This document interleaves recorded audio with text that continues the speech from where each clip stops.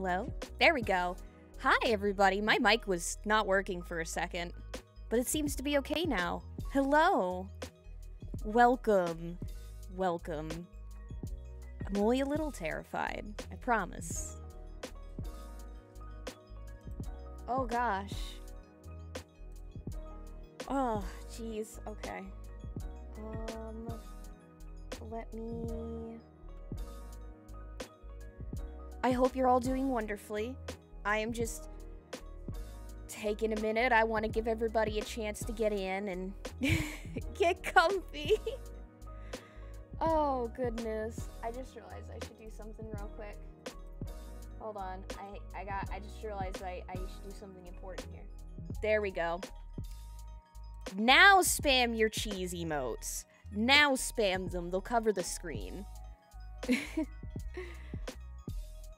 Oh! Starting off strong! Oh my gosh, hey McBiohazard, welcome in! It's time! It's time, everybody! You know, I'm just gonna stop beating about around the bush. I'm just gonna... There we go. Hello. Welcome. Welcome, welcome. Oh my gosh! What is this? Oh my gosh, thank you! Hi Dunwall, you dork. Oh my gosh. Hello. Hello, I'm... Hi! Welcome! It's cheese time, everybody! Thank you, I love my hat too. I am, in fact, the big cheese. I also went with the fruit bat shirt because bats are surprisingly important to cheese, depending on your region, so I thought it was fairly fitting. But yes, hello, hi. Thank you. No! Ryan, thank you! Ryan, oh my gosh, for the 5 gift subs. Oh my gosh. Casper, Corgi Dogs, Lost Summer Days, Pink House 24, Dave, right? I don't know who's on that account. Jeepity Christmas. Hi. Oh my gosh. Oh, now we have a hype train. Thanks, y'all. We have a hype train. I didn't even start the stream, and we already have a hype train. Wow. Okay. I will just have a hype train. We just started, and I... Okay. You did this. Oh, my gosh. Oh, Jiminy Christmas. No! No! Oh, my...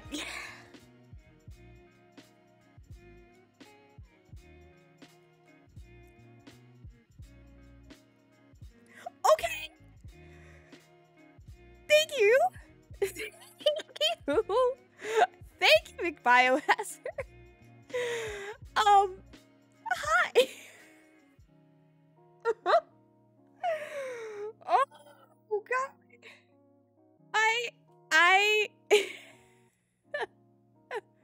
I'm going to cry.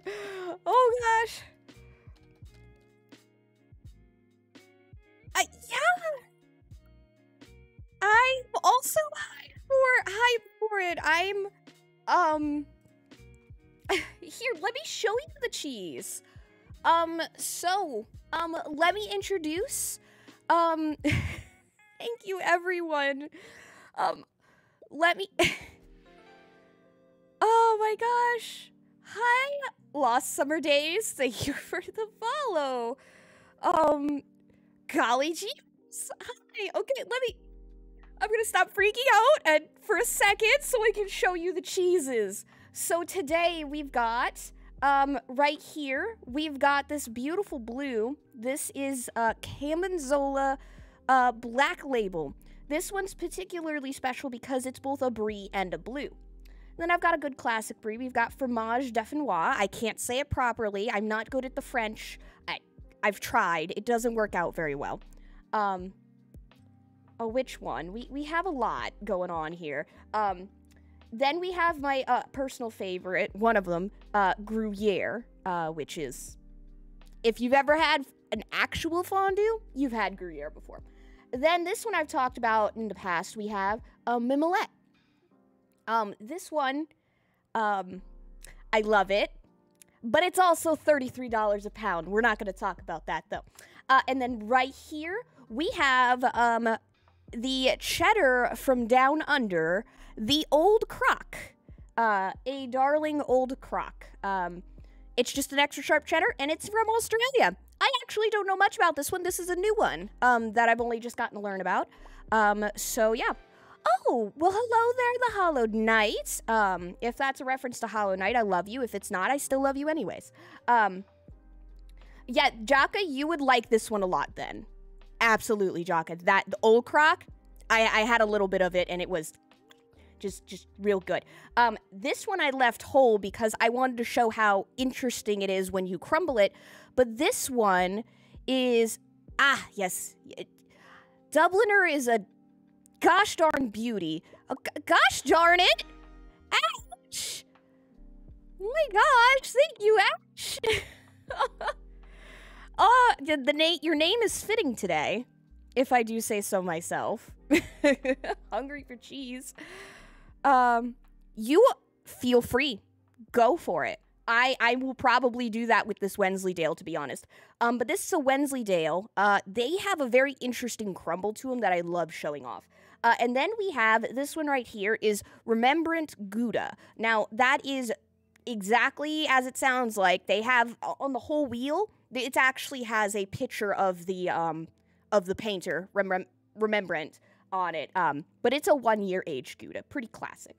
And then I also have back here, you can't really see them too well, but I've got some honey, cornichons, pepper jelly, fig spread, and Effie's oatcakes. But that is our darling.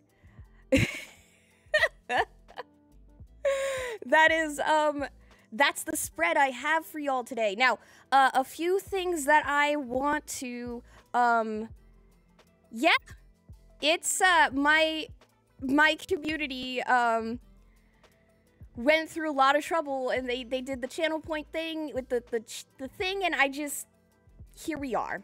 Thank you for the follow, Noel. Thank you very much.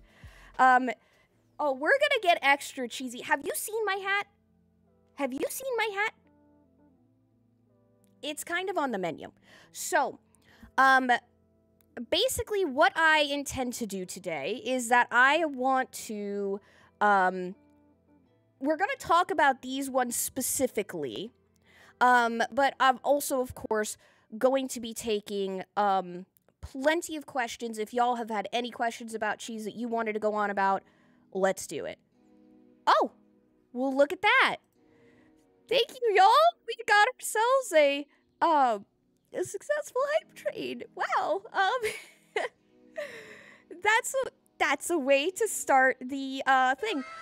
Oh my gosh. Oh my gosh. Oh my gosh, Alex, you made it.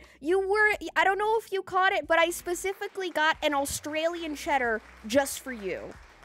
Being that it's 5 a.m. for you and you were dealing with my shenanigans, I specifically made a point to find an Australian cheese just for you. So, thank you for coming. I know it's early for both you and Ash, so. All right. So, gosh, I don't even know. I guess we'll just start. Did you mean blue cheese or blue? Okay.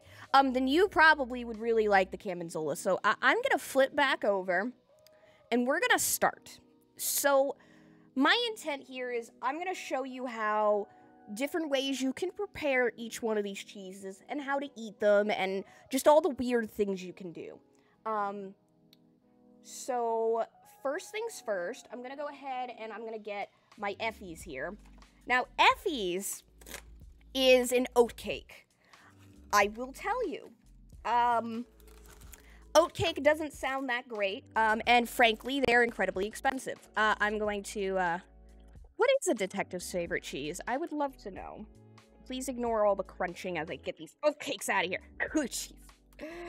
I see what you did there. But Effie's. Beautiful little crackers. They don't let the looks fool you. These are incredibly sweet. They are well, they're not like sugar sweet, but they go really well with most dessert cheeses, like your fromage and your and the Gorgonzola, which is actually what we're gonna do. Which is what we're actually gonna start this with. Oh gosh, hold on, I gotta scoot my mic over. I'm really glad I have this really long boom arm. Yeah, it's technically a biscuit. It's technically speaking, it's biscuit. But we're gonna just keep this nice and simple. Now, for those of you out there who might not necessarily like blue cheese, I highly recommend the Gorgonzola Black Label. It is interesting in the fact, as I mentioned, that it is actually a brie as well. So this is the same sort of fuzz that you see on this guy, on this one. It takes the same thing, the same bits that make like Stilton and whatnot, and it also has the same stuff on the outside. It's German. This one is German, actually, and I gotta say, out of all the blues, this one is my favorite. It's one of the only blues I can eat. I will say, as a cheese person, I'm not a fan of, Oh, please do. Absolutely. It was wonderful for you to stop in today. Thank you. This one is, you can find it in most, Dillon's, Kroger, Fry's, grocery stores, any of those. They're pretty easy to find. I've also seen it, pre-wrapped as well. Fairly easy to get, but yeah, it's German. Well, there you go, Noel. Thank you, Rory, for that beautiful, beautiful gift sub. But, now, one thing that's particularly interesting about this, that unlike most of your, gosh dang, it did blow me away. It did, in fact, do so. Oh, you got gifted a sub, Noel.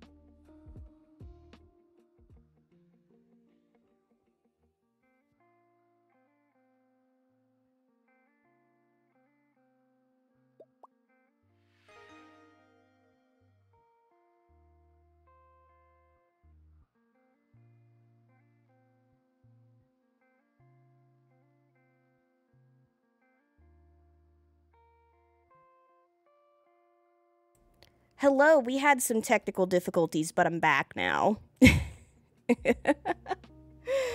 Can y'all hear me okay now?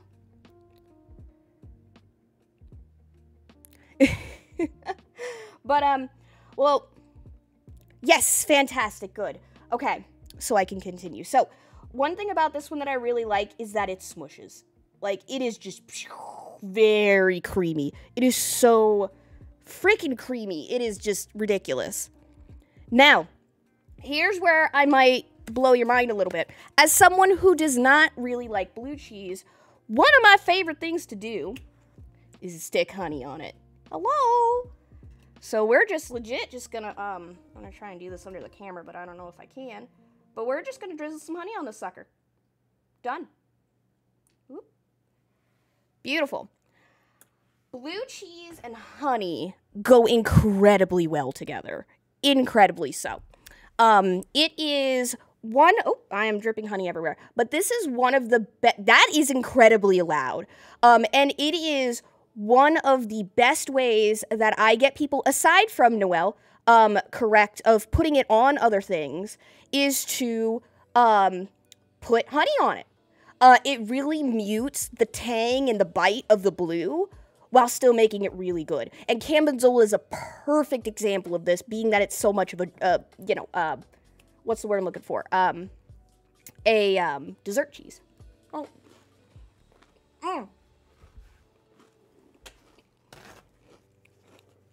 Unfortunately not. Oh, God. I can't even.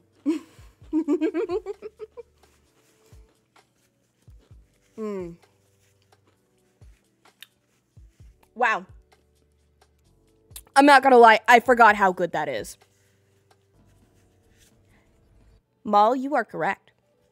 Wow, though. So, one of the things about... Yeah, Jody, yes, if you wouldn't mind bringing me... I got honey on my hands, because I'm smart. But, one of my favorite things, specifically about blue cheese is the tang. Not every blue cheese has that get-in-your-nose sort of thing. Gorgonzola, again, is another very good example of that. Here, just pass me one. I have honey hands. Gorgonzola is a really good example of this because it's just blue enough to where you still get it, but it's not where it's going to murder you, basically. If you want to get murdered by a blue cheese, find yourself some Roquefort. That is a raw sheep's milk blue cheese, and it will end your senses. Do you want to not, taste and smell for a good 10 minutes? Get yourself a good Roquefort. It'll do it. And it's great. It is great.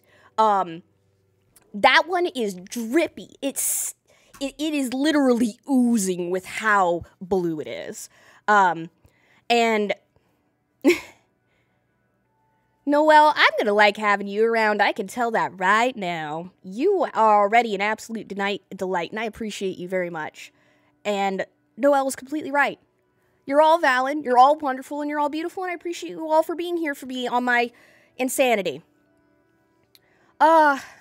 Goodness, you should treat yourself. But, yes, today, though, Roquefort is really on the high end. Gorgonzola is one that I would put kind of in the middle. It is blue, and it's gonna put that, it's gonna give you that sense in your mouth.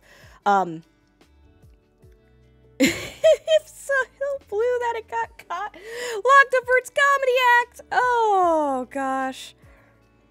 Oh, Comty. Oh, gosh. I almost picked up Comty today, but the wheel didn't look super good, so I didn't pick it up. But as someone who doesn't really super like blues are incredibly versatile. They're good for baking and stuff. They're good if you want to add a little bit of kick to something that you would not expect it. But I do always talk about blue cheese with a fair warning because it does come up sometimes. Jody, please. Try to add a 0 to that. Thank you. By the way, thank you all for the subs. They're gonna help pay for the cheese, is basically what's happening on that one. Goodness. Yeah,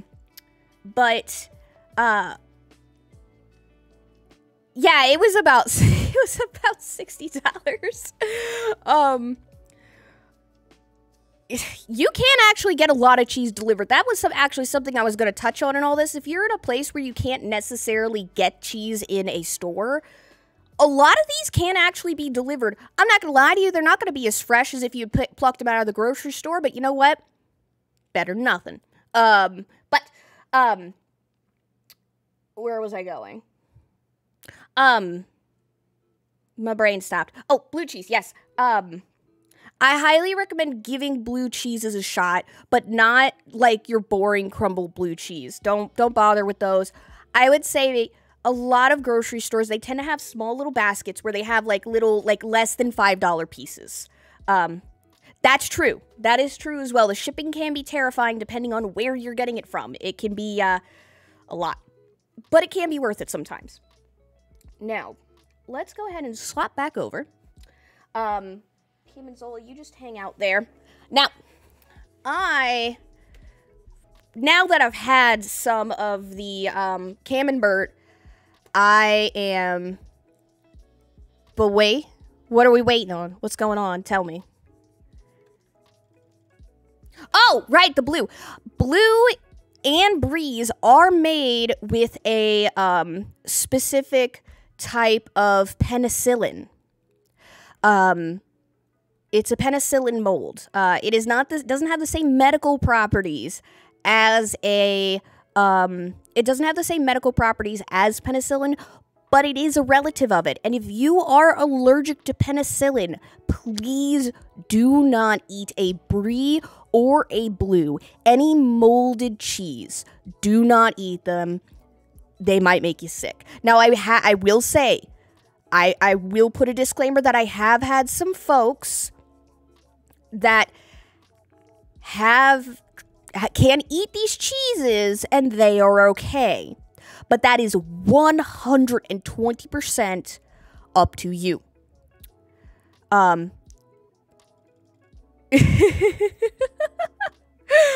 glad. I try to pronounce them as best that I can. I'm not very good at pronouncing things sometimes, but I try. But let's carry on. I've got myself another. Please continue to cover the screen in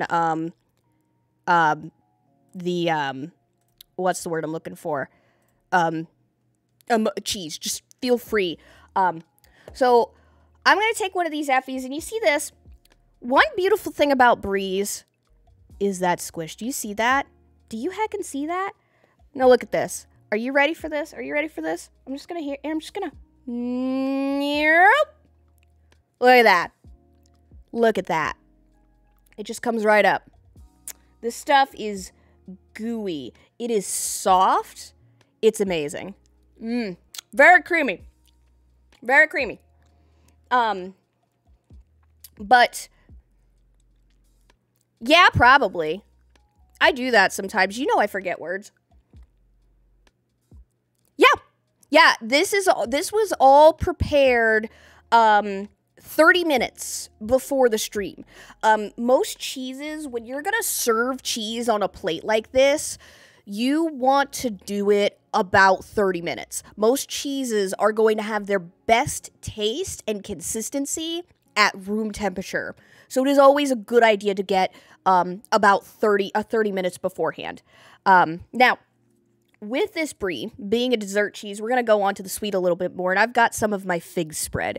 This stuff is great. I love it. This one's specifically Davina, but you don't have to specifically get it, but it is good. I wish you could smell this right now because, ooh, it's even got the little seeds in there, so it's still got that little bit of crunch.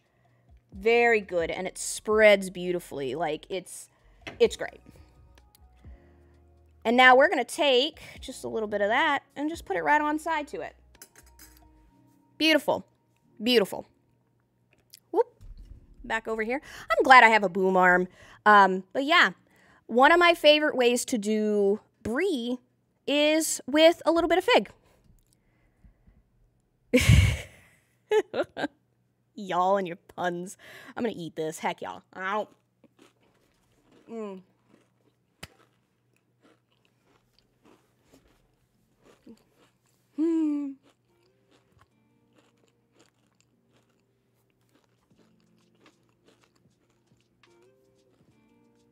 I can't, y'all. I can't.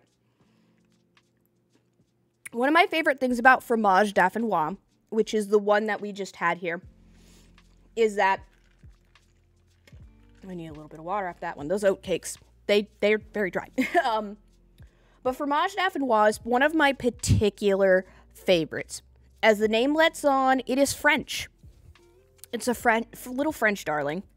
Forget about it. I love it. Y'all, I love all of you. Just for the record. I love all of you.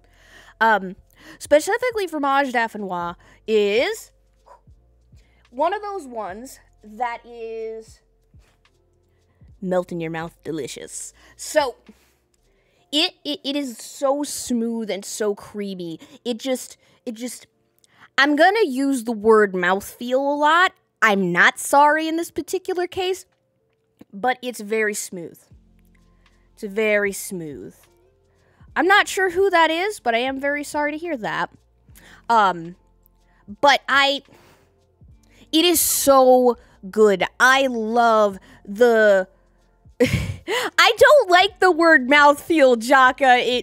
I don't like how it sounds. I never did. It was one of those things. It always makes me want to laugh, and in my job, I had to be professional, so I'd just be like, heckin', I would just be like, you know, yeah. Mouth fig. Oh my gosh. I just don't like saying it because it makes me laugh. Is pretty much all there is to it. That's all there really is. Just, it makes me laugh. There really isn't. There really isn't. You gotta, it's a proper term. It just makes me laugh when I say it. So it's hard to be professional when I'm talking about it. But Fromage Dauphinois is very soft and velvety. It is very, very creamy. It's not like cream cheese. But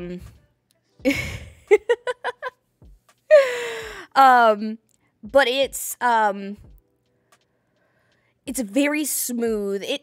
I'd almost go as far as to say it's like a velvety smooth. It just, and when you put it in your mouth, it literally melts. It just fills your mouth with all the delicious tastes. And the beautiful thing about Fromage Dauphinois is that it comes in flavors.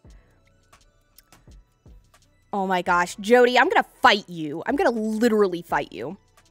I'm gonna actually freaking fight you. I love it. Oh my goodness. One that you can actually find fairly regularly along regular Fromage Dauphinois is Fromage Dauphinois with garlic and herbs. Highly recommend it. It is beautiful. There is also one with truffles and pumpkin seeds. I haven't tried the pumpkin seed one myself, but I've heard it's very tasty. But yeah, Fromage Dauphinois, 10 out of 10. 100% recommend it. I'm just gonna go ahead and put the link in there. Oh yeah, there's lots of pumpkin cheeses. There's actually a pumpkin seed Gouda that comes out every fall to die for. Love it. It's amazing. It's got whole pumpkin seeds in it, and with the sweetness of the Gouda and the seeds in there, I can't get enough of it. I eat the crap out of that one. Herbs specifically, that is a question that is very loaded. It does depend on the cheese itself. It's one of those ones where it's, you gotta, like with the Fromage Dauphinois, I do believe it's just basil, basil and, not cilantro, but like Italian herbs to go with the garlic. I don't remember the exact mix, but then some other ones like I would argue mimolette goes really well with, I see, you just wanted to get yourself a call out. I see you, Basil, I see you. But there is a very specific kind of thing to that. Now, I also agree with that on truffle. I'm not a huge fan of it, but depending on the cheese, I have had some interesting experiences with, truffles. Specifically, there is a pecorino. God, it is. And there it is. There it is right there. I'm just going to eat that straight. I want to be clear. I'm not even going to build up to that. That's just getting put in my mouth. I will eat the frick out of mimolette. And I'm sad that I don't work this job anymore because I can't afford to buy it. But let's see. I think, actually, I'm going to switch back because I think it's time for us to go down under. And we are going to go with Old Crock. So, let's see. I don't know if the camera is going to show this really well. I'm having to do it on a, this is a smartphone. But let's see if I can get one of this. Does this big chunk got what I'm looking for? Yeah, a little bit. Now, I don't know if you can see it, but we've got these little, you can see the little white bits in that. A lot of people think that's salt, but that's actually, protein. It's kind of neat. Now, Now, Old Crock is one that I've only just learned about recently. They, they're new to me, but they are very much, I love their webpage. I'm just gonna leave it at that. I love their webpage. It's very exciting. But they mostly seem to make mostly cheddars, which is legit. And I love it. I got to try, like I said, I just got to try this one today, and it is very, it's very crumbly. Like, very crumbly. Like, it just falls apart. I'm gonna eat it. But it's very sharp. It is surprisingly sharp, which is why I know it's gonna pair well with another one of my favorite cheese bits, pepper jelly. Dang it, Ash! Thank you! It is a hard cheese thing, Aloha. It is, in fact, a hard cheese thing. Dang it, Ash! Thank you! Oh, no. This stuff is particularly good. I love the Preservation Society. Yeah, it is, in fact, a hard cheese thing. When they dry, they get crumbly. That's really all there is to it. You can have an older aged cheese and it not be crumbly. Like this Rembrandt Gouda, for example, where it is very solidly a cheese brick. But that's because it's wrapped up in, the wax as per Gouda. Most of your cheeses are not going, or most of your cheddars aren't going to be wrapped. It can be. Pepper jelly can be spicy. Oh, yeah, it can. Oh, so sharpness is generally going to be your indicator of how much it makes your mouth water, is the easiest way I tend to put it to people. When you put a cheese in your mouth, the amount of salt content in it can make your mouth water. It's kind of basically the science there, but essentially that's what you kind of lean into with that. A lot of your cheddars are done with a lot of salt because to draw the moisture out of the cheese, because they want it to be as dry as possible. And that's where the sharpness kind of tends to come to. Yeah, and it is hard on your palate too. So it's just one of those things that's kind of a 2-for-1. The sharper it is, literally some cheeses, actually like this Old Crock, you can put it in your mouth, and your mouth will literally start watering. Like, it is insane how it does that.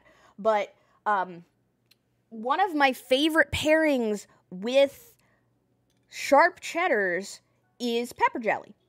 Pepper jelly is sweet and spicy, where the cheddar is going to be, I'm just going to put this right on top there and try not to fail at it, while the cheddar is spicy, or not spicy, but it's salty. So you get that combination all together. Oh. Favorite cheese combo right there. Yes. Rick! Oh, I'm gonna eat a lot. I'm gonna eat more of that. Legitimately, me personally, pepper jelly and cheddar is like my favorite. Oh. Frick! I'm gonna eat so much of this. Yeah. It's a surprising combination. It's one of those ones that, through sheer willpower, I actually would not recommend it with the Dubliner. The pepper jelly's a little bit too overpowering. If I were to do anything with the Dubliner, I would do fig spread instead, or some other sort of sweet kind of jam or jelly with it. In my head, I'm thinking, like, right off the bat, the fig would actually go pretty well with Dubliner, so that might be worth trying. I'd say, at least. Oh, gosh. I gotta palate cleanse here. Now, this Old Crock is not the sharpest cheddar that I've had. Dang it, Jody! Thank you for the gift sub. Golly jeebers, y'all. Oh, golly. Thank you. Oh, thank you. You're turning the tables now. Yeah, I knew you were about to do that. Mm-hmm. Uh-huh. I knew what you were doing.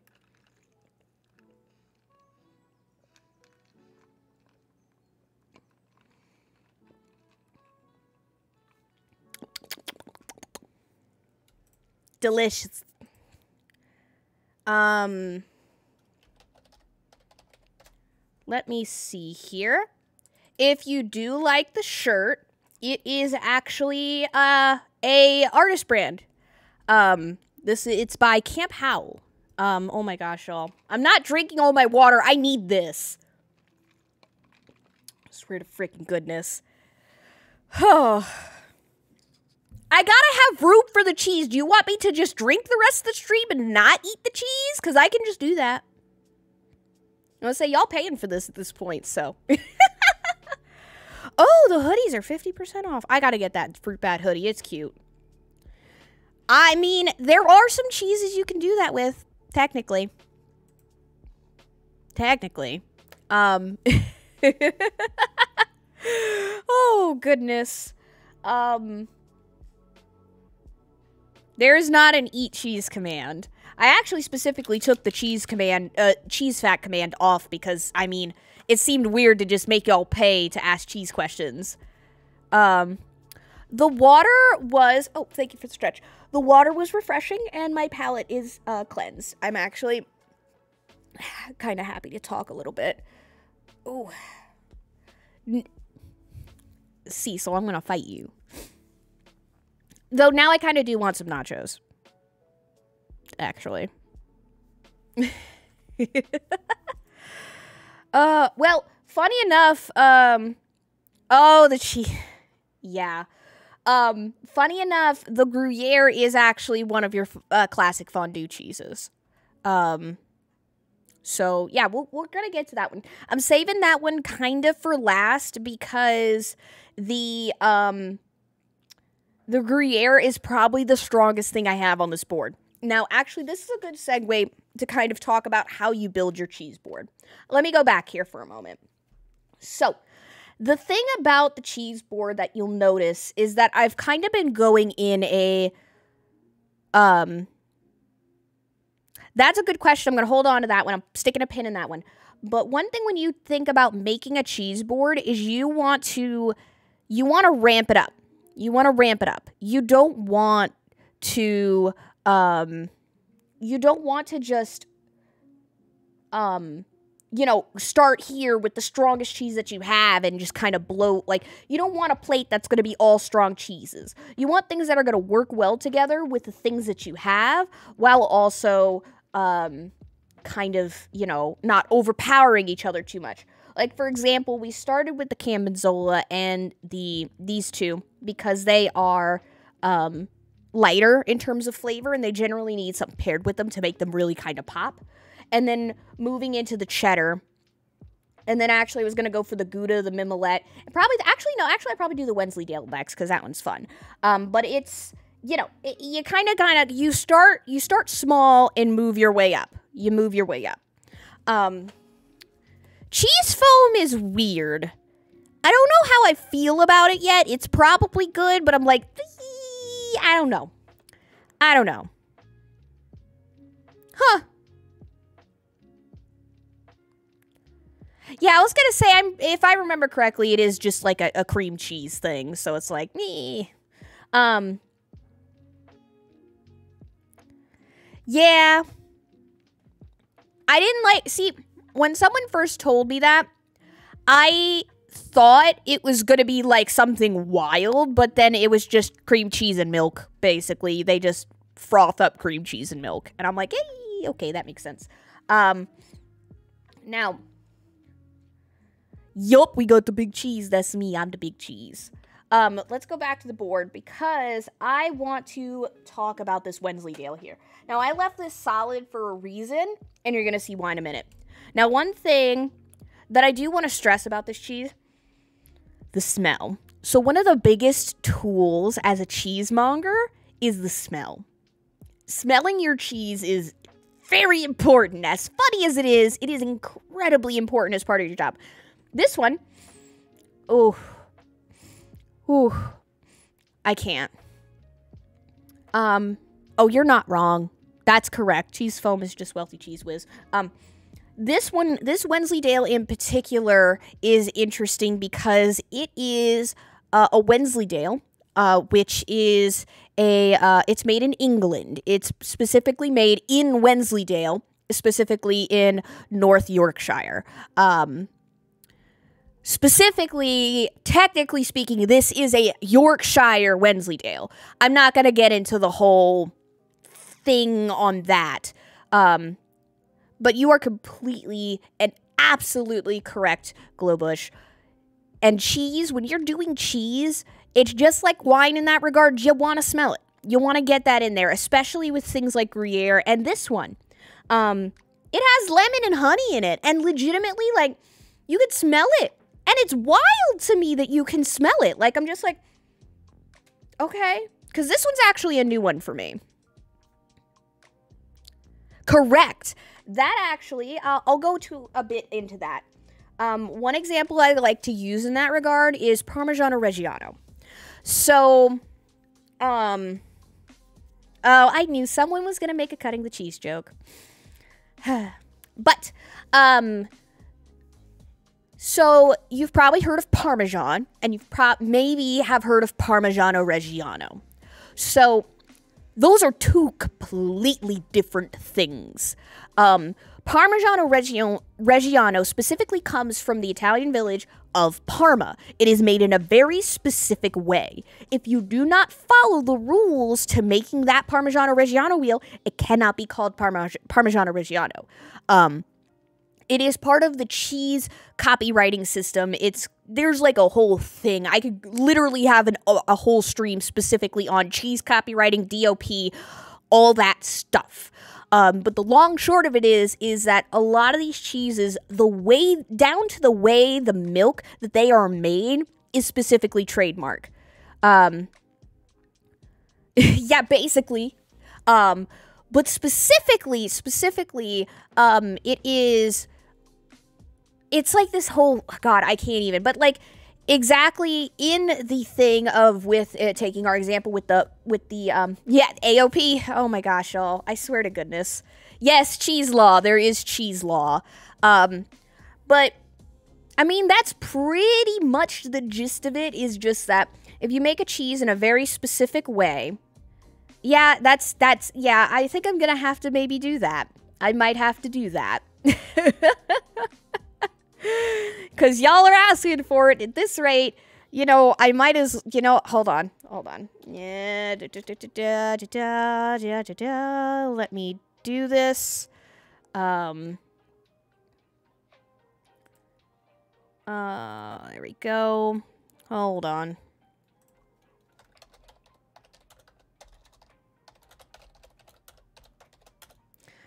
Let's see.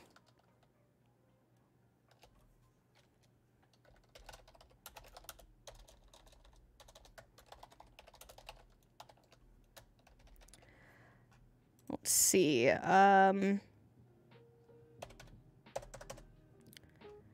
Let's see. And hold on. I'm doing a thing. It's happening.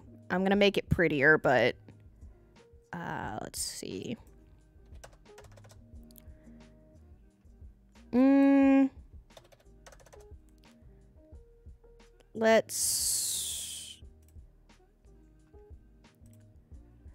You might have to refresh, but actually I gotta start it. There we go. Y'all want it? So be it. Hi there, Beard Titan. Yes, there is in fact cheese. Check it out. They're beautiful, aren't they? Oh my gosh, y'all. Well, don't worry, Basil. I did not forget about you. Do not worry.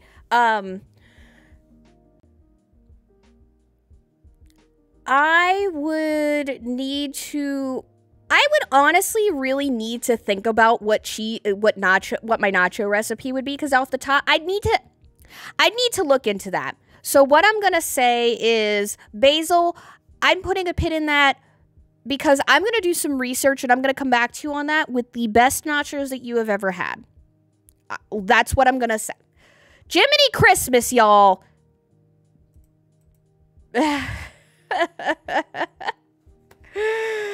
Oh, Jiminy Christmas. Kazumatsu. I actually did an entire, I did a talk on that, actually, on my Buy Me a Coffee page, because one of my very lovely friends, wanted to...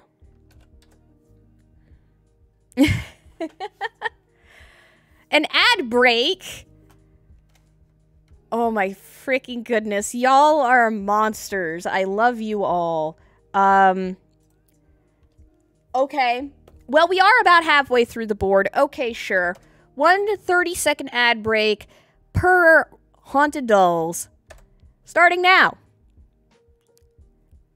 So, we're gonna chill for a second while our 30-second, little thing is, but, I will actually take this moment to advertise myself. My Buy Me a Coffee page, I do actually pick a cheese every single week, or I try to,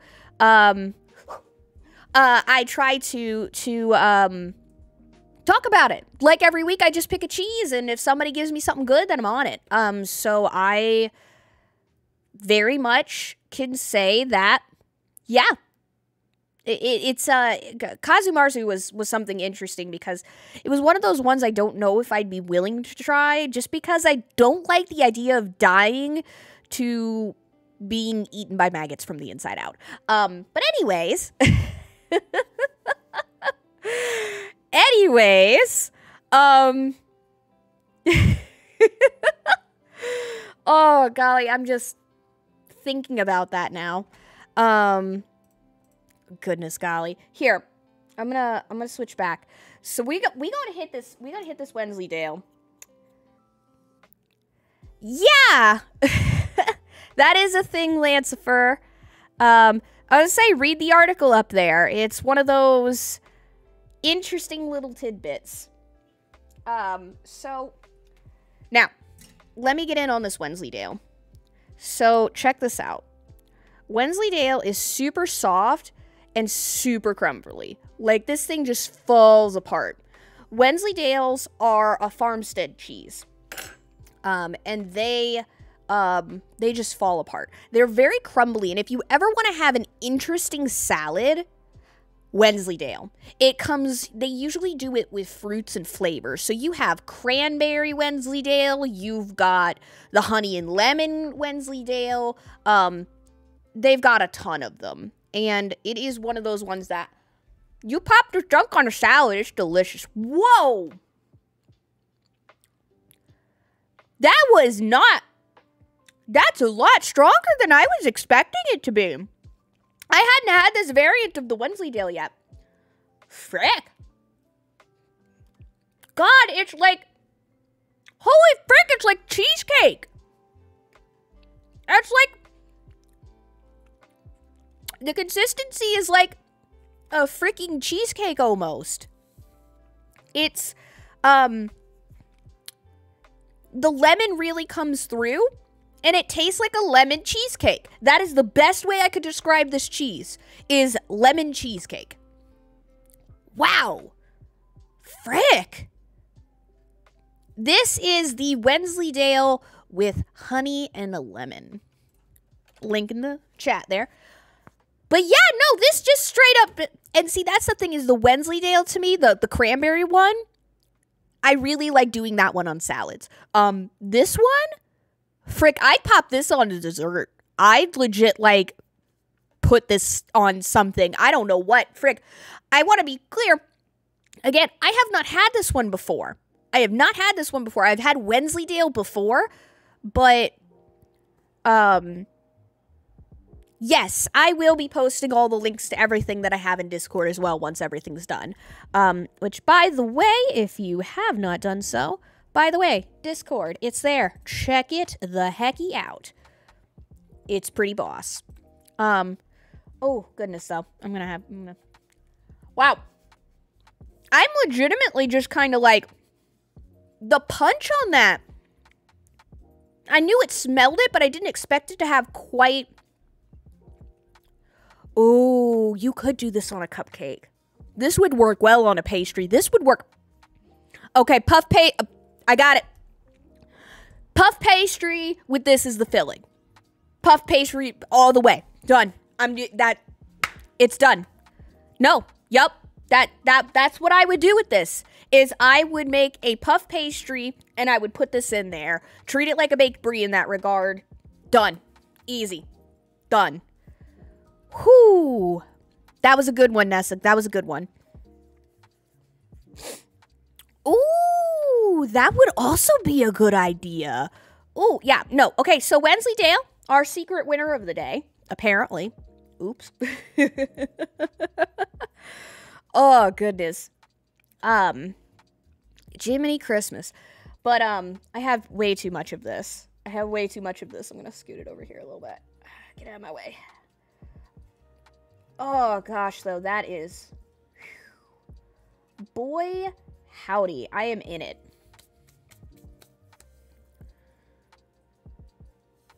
I would agree with you, Alex. I think it would go incredibly well with your mouth.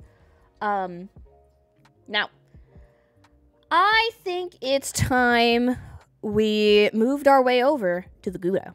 Now, Gouda's particularly interesting because Gouda can be very, very young and very, very old. There are some Goudas, I've heard tale of some that are nearly 10 years old. Most Goudas that you will find in stores, though, are usually 1 year or less. 1 year or 5 year. The 10 year, basically anything over 5 years is going to be very expensive, frankly. They're not very common, so they tend to cost a lot. But Goudas are particularly interesting. Actually, let me flip back here. Because of the wax. So, one particular feature you've probably seen about a lot of Goudas is the wax. Like, just straight up. A lot of the times, this is edible wax. Like, you could technically eat this. I wouldn't recommend it because it tastes gross, but you could.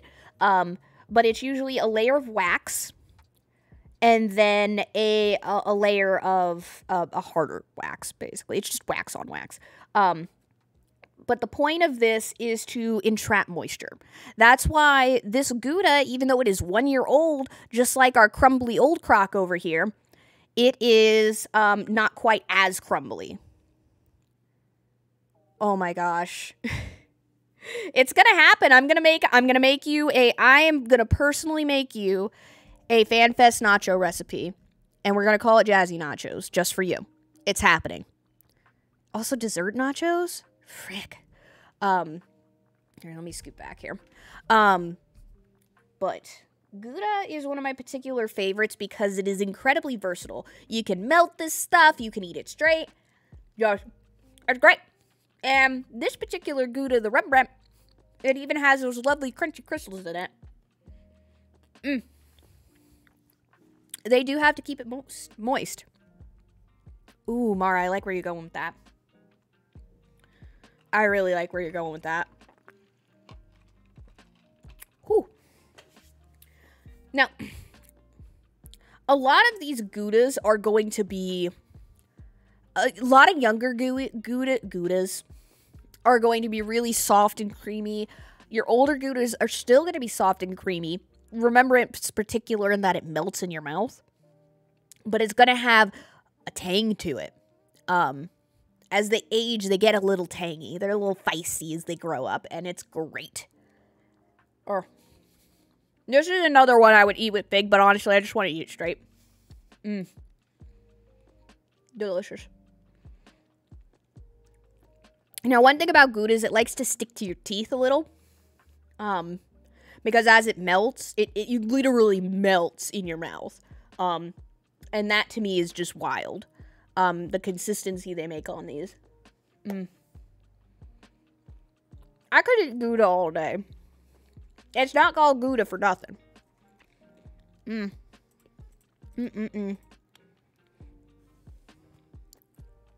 Whew.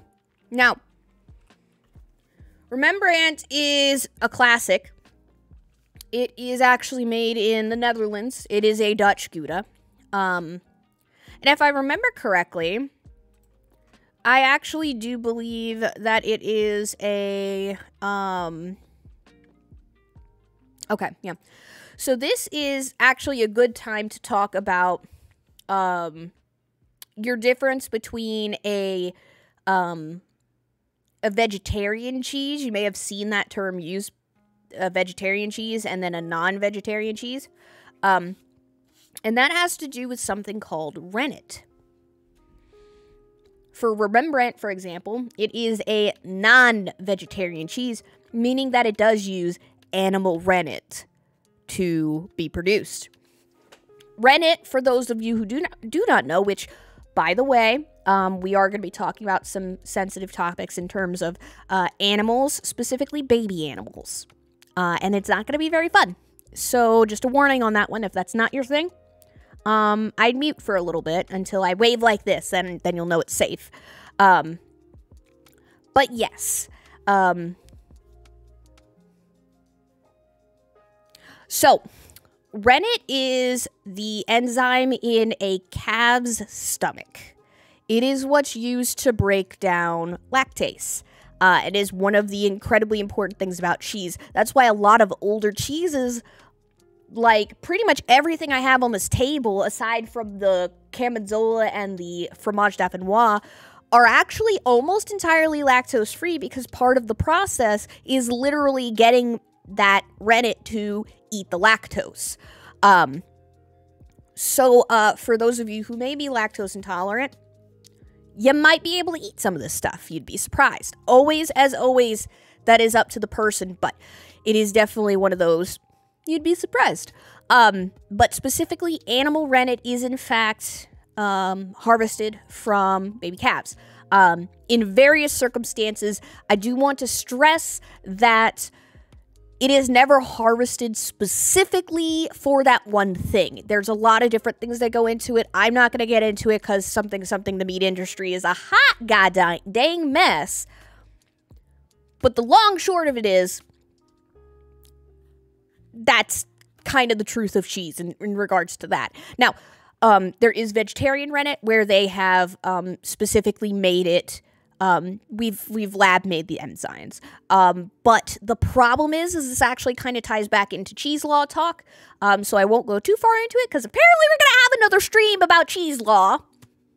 Okay. Thanks, y'all. I love you all so much.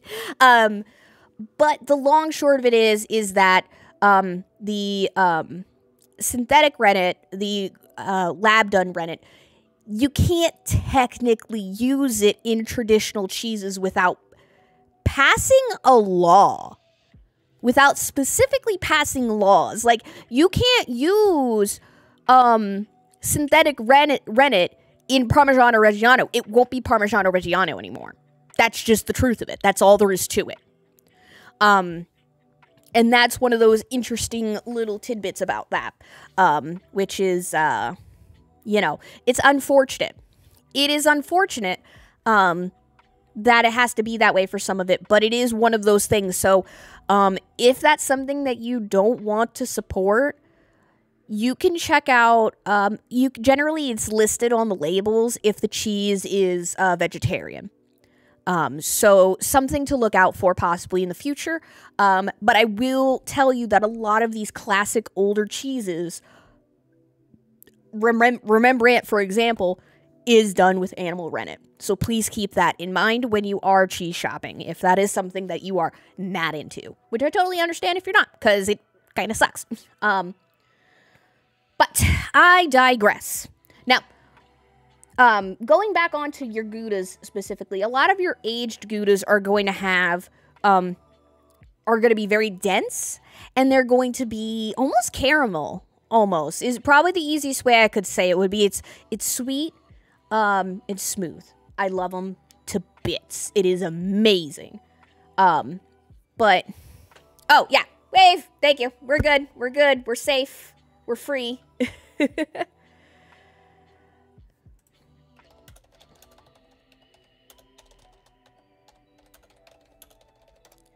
Yes. I don't like where this is going, but hi. What question do you have, my dearest, wonderful friend whom I love and is definitely not going to do something... Why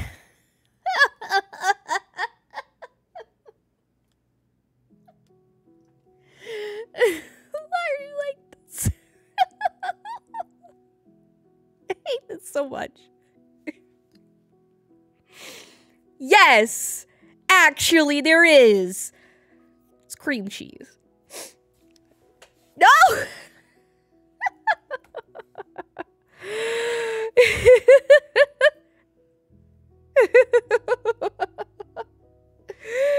Oh, goodness. The only cheese I've found that goes well with seafood is honestly cream cheese. I don't really have another answer to that. Cheddar, also I've found can be interesting with seafood, but it depends on the type of seafood. Specifically, though, I've found that it doesn't work with, like, if you're having, like, literally eating, like, a salmon steak, for example. Cheddar would probably be the only real thing that would super work well with it. The fish, it's one of those things. Yeah, see, it's very specific. You'd have to kind of mess around with it. But the thing is that this kind of plays into a bit of cheese history. So let me put a question to you. And I am going to say kind of, well, not specifically all of Asia, but I want you to take specifically into mind China and Japan. And I want you to think about those two specifically. Have you ever heard of a Chinese or a Japanese cheese? Think on that for a second. Think on that for a second. I'll wait.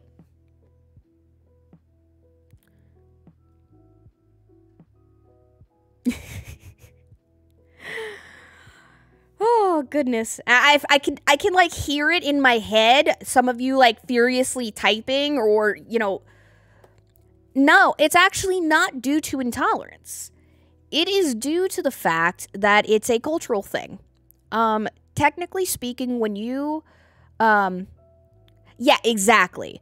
They never really made cheese in Japan and China because culturally it was seen as a sort of, almost a taboo because you were letting that, to make cheese, you have to let the product spoil to a point. Technically speaking, you are, you know, and it was seen as a waste of that product. So it was something that never really happened over there, which is kind of interesting. A lot of the times, and the reason that kind of comes up is that a lot of the times you will see they do. But it's a weird thing specifically with animals, not with like plant products, but specifically animal products. I don't have a lot into that. I'm not gonna lie. It's been one of those things I've been meaning to study on, but I haven't. But it's specifically with the animal products because it's like disrespecting that animal is kind of what it comes down to. Oh, see you. Thank you for coming by. But point is that a lot of the time cheeses are made due to their environment. So a lot of cheeses you're going to see are European, like a lot of European cheeses were made out of necessity. Because one, cheese makes milk last longer. Cheese is going to last so much. Oh yeah, no, we're past that point. But cheese lasts a lot longer when you make it into a cheese. That's really all there is to it. In doing so, you can store it for so much longer, and that's how a lot of cheese was made because of needing to store specifically animal products. you didn't really see that over in places where you see more fishing.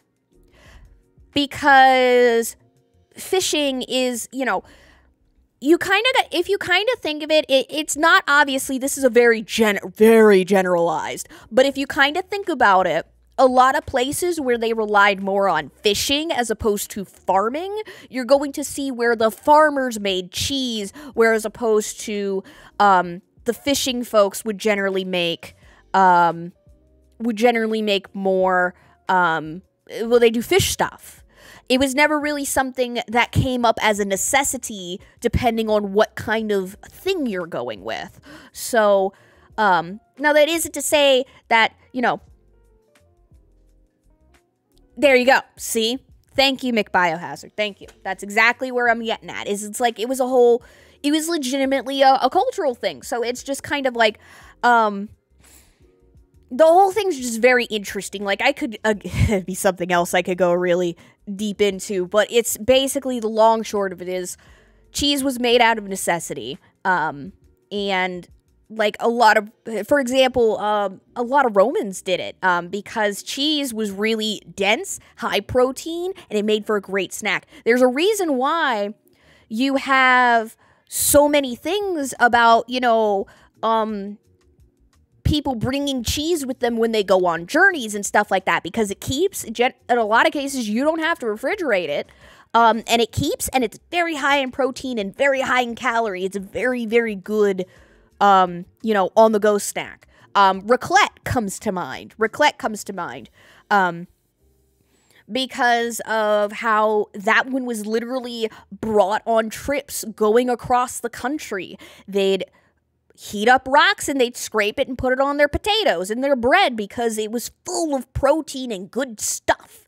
And it was very easy for them to carry as opposed to carrying, you know, a sloshy, wet thing of milk that isn't going to last. But the cheese would. Exactly.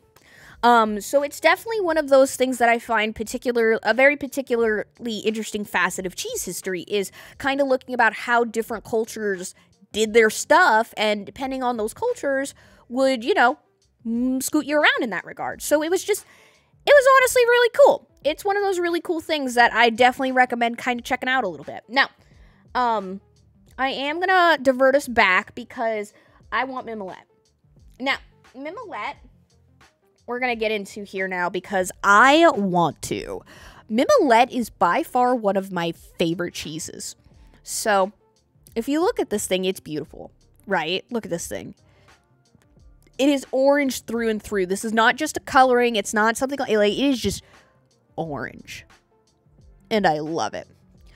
Originally, fun fact, Mimolette's color actually was actually done by carrot juice. It used to be they'd juice carrots and mix it in with the milk to get the color. Now they just use annatto.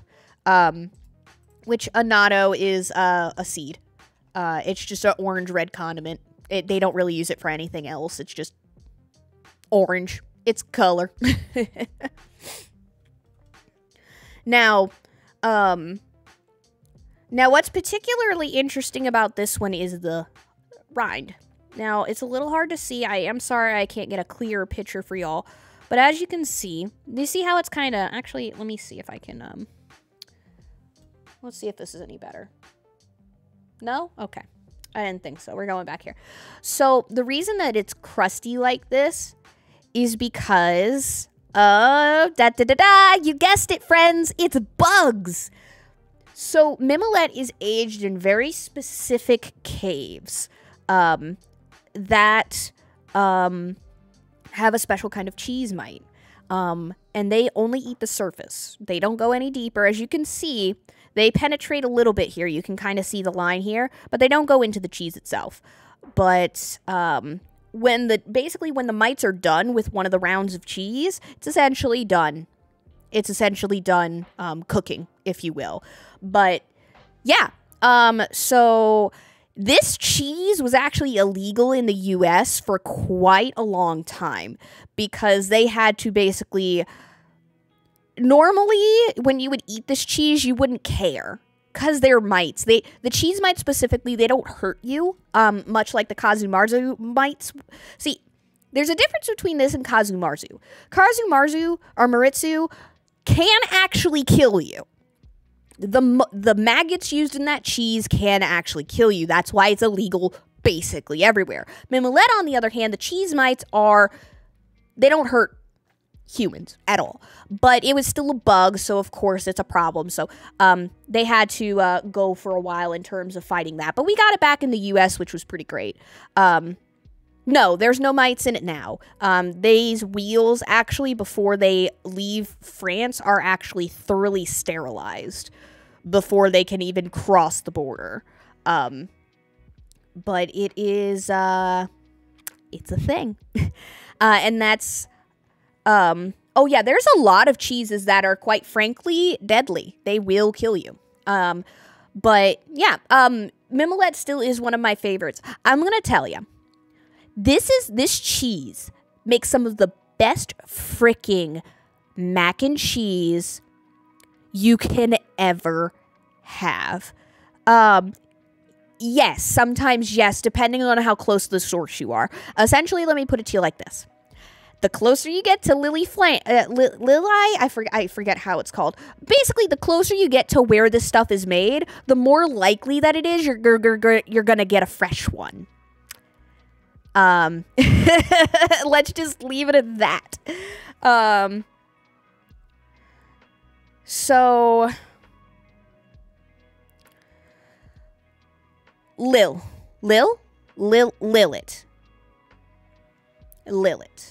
Okay. I could, Nessa. Just saying. Now, this actually, now funny story, just for a fun fact about cheese mites, but the FDA states that, the cheese is passable if it has 6 mites per cubic inch.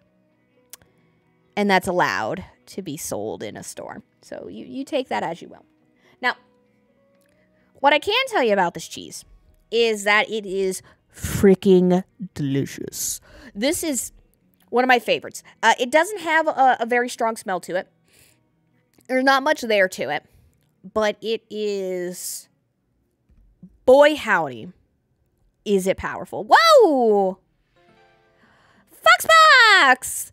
Welcome! Oh, I do so love a good fox pile. Hello, we're talking about cheese here. Let me flash it on there so y'all can all check out the cheese board.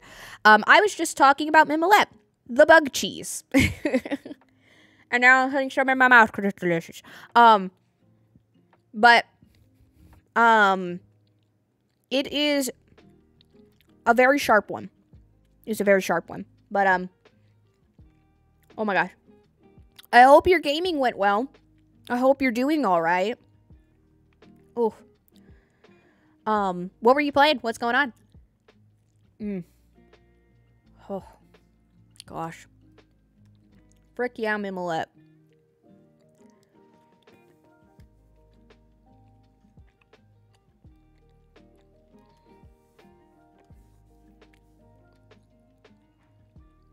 Yeah, pretty much.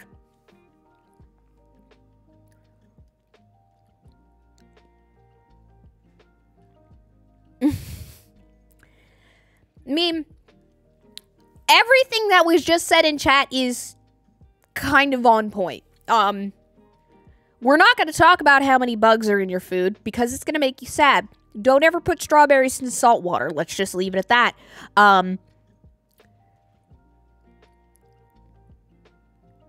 Yeah, honestly, in most cases, it is probably going to be okay. Except for Kazumaritsu. Please don't eat Kazumaritsu maggots. They will eat their way out of you.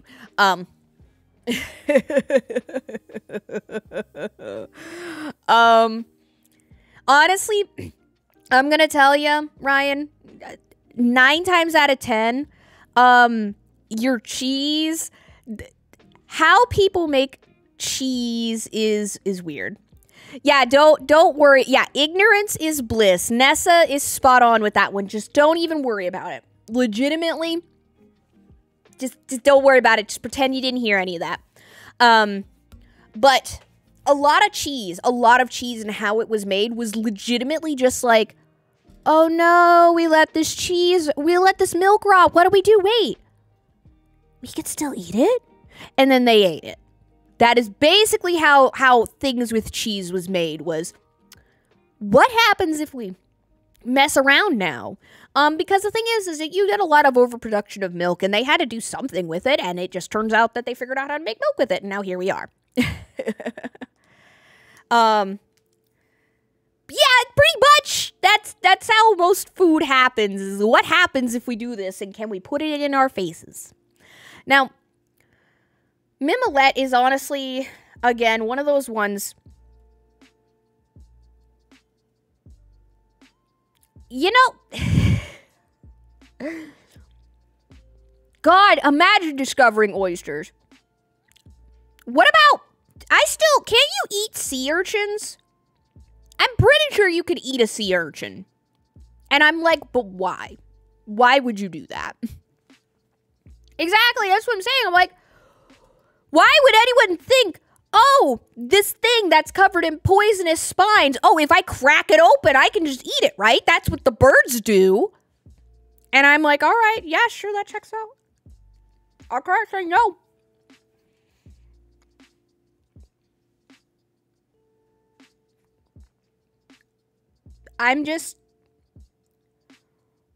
I mean, realistically, all I can think about is that 9 times out of 10, I assume most people are getting this from, watching animals. Oh my gosh. Oh, thank you, Casper. What's typing? I don't know. I'm still eating this Mimolette.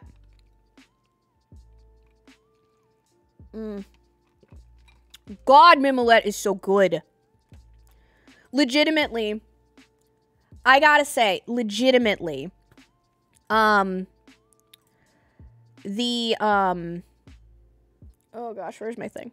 Okay. Yeah, it's the cheese thing. Hello, cat. Welcome. But I definitely gotta say, like, legitimately, not even as a joke, Mimolette, like, if you ever want to treat yourself to the best mac and cheese ever, please get yourself some Mimolette. It's gonna cost you, like, I don't mean to sound like, I don't know, bougie or something, but if you got $40 that you don't want, go buy yourself about a pound of Mimolette and make yourself some mac and cheese out of it. You will not regret it. But also, you know, yes, it melts beautifully. It is just, it is so, it's very smooth when it melts, and I love it. It is $40 mac and cheese. Yes, I can't. The problem is that I have done it. I had to make a mac and cheese batch for work. Basically, yeah. But I legitimately had to make a mac and cheese with Mimolette and some Gouda, and it was just like, let me see if I can get the recipe real quick.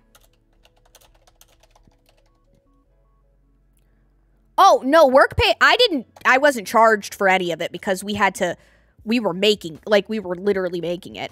Yeah, here we go. It was the brain. We did the oven. Yeah, no, I will say that for my job, when I did do this stuff, I did not spend a single dime on cheese. We literally just pulled it out of the shelf. We just plucked it from the shelf, cut it fresh off of the wheel, and we made samples. And the thing is that a lot of this stuff is made small batch. Like, one that comes to mind is Humboldt Fog, which is made in California. That specifically is very small batch. We'd have to sniff, taste, and feel every single, this is where the job gets not fun. We'd have to because it can feel right, it can look right, but you taste it, and it could taste like freaking disgusting. But it was my job to make sure the cheese didn't taste bad. That was my job. I'm the one who made sure that every wheel of cheese, it is literally our job description.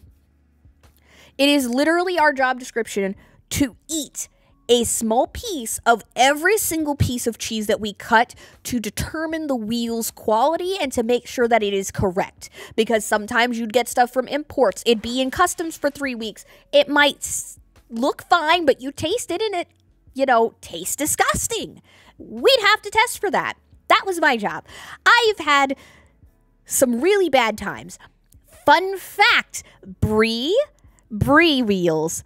I hate brie. I want to say I love brie, like eating it, like it's great. I love brie, but I hate brie as a professional.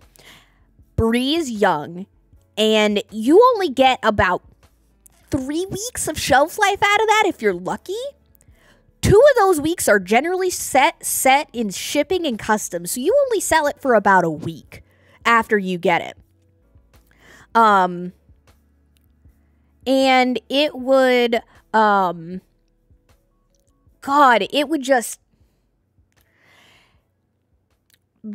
when it goes bad, smells like cat pee. Just straight up.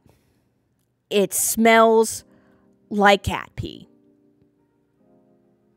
Like and the worst thing about it is that you would have to, the thing is you would get the wheel, and the thing is you can't tell just from it being wrapped. You'd have to open it. So you would open it and just get a blast of ammoniaized brie in your face. And it's just like, great, I wanted to smell cat pee for the next hour. Thanks. Love it. And Nessa, to answer your question, experience. Over time, you tend to learn.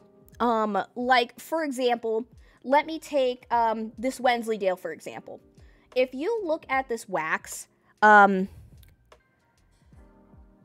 it is actually somewhat see-through. A lot of the times with wax cheeses, you can actually see the mold growing underneath it.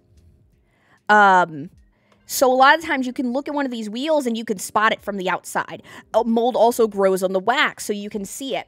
With bries, for example, like the fromage dauphinois, you see how it's all white and really nice? It's kind of got a little crusting edge here, but that's normal. And you see this tan bit here? If that was like covering this whole thing, then that didn't age properly. Or then you'll have stuff like some blue cheeses are supposed to be runny messes. But then you get ones like Gorgonzola Black Label here.